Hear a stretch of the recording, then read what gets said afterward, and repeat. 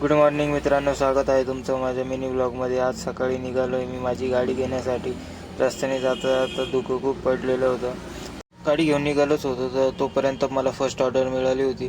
Order pickup केली, पूर्ण ते मटेरियल होतं। त्यानंतर लोकेशनला जाऊन ते पोचवलं, त्यांनी वरती टाकलं। परत तिथून निघालो घरी जाण्यासाठी।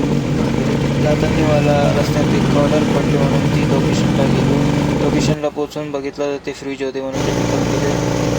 करून ते मटेरियल पोचवण्यासाठी निघालो हायवेला जाताना मस्त रोड सापडला।